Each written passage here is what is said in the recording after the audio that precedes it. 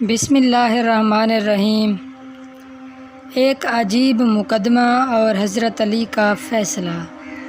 دلچسپ اور سمجھنے والا مقدمہ، توجہ کے ساتھ مکمل ضرور سنیں۔ اس واقعے کے بعد حضرت موسیٰ علیہ السلام کا واقعہ اور چند اقوال بھی ضرور سنیں۔ ایک دفعہ حضرت علی کی عدالت میں ایک دلچسپ مقدمہ پیش کیا گیا۔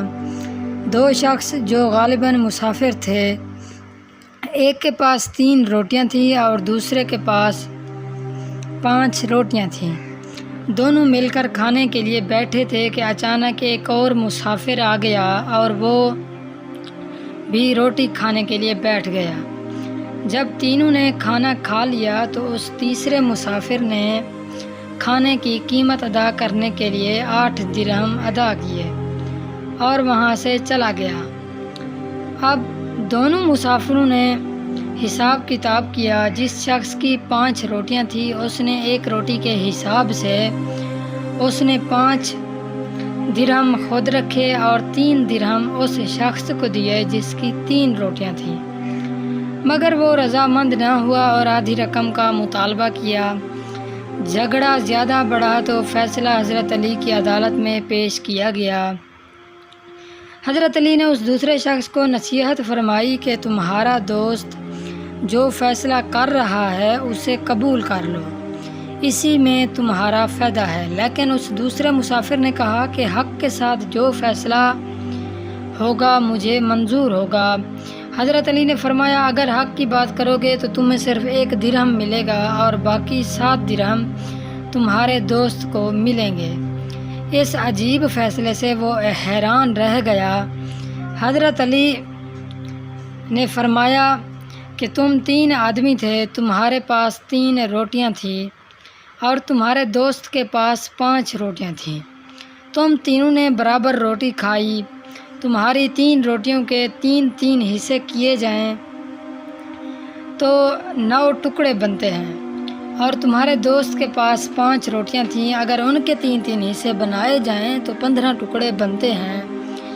تمہارے 9 ٹکڑے اور تمہارے دوست کے 15 ٹکڑوں کو جمع کریں تو ٹوٹل 24 ٹکڑے بنتے ہیں۔ تم تینوں نے برابر ٹکڑے کھائے ہیں، مطلب کہ ایک آدمی نے 8 ٹکڑے کھائے ہیں۔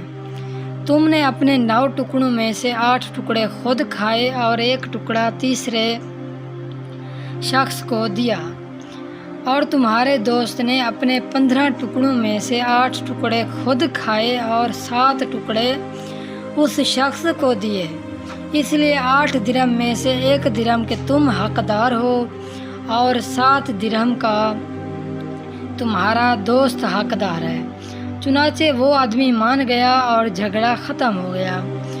دوسرا واقعہ، حضرت جنید بغدادی رحمۃ اللہ سے پوچھا گیا کہ کوئی مرد کسی لڑکی کو پڑھا سکتا ہے کیا؟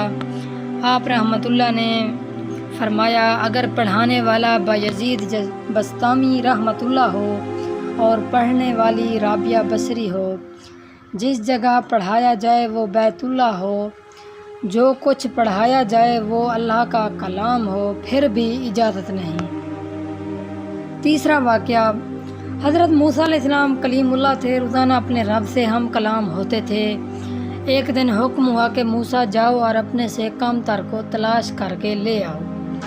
موسیٰ علیہ السلام نے اللہ کے حکم سے ساری کائنات چھان ماری، مگر اپنے سے کم کسی کو نہ پایا۔ شام کو خالی ہاتھ لوٹے تو اللہ پاک نے فرمایا، اے موسیٰ، اگر آپ ایک بکری کے بچے کو ہی لے آتے تو ہم آپ کو نبوت سے محروم کر دیتے۔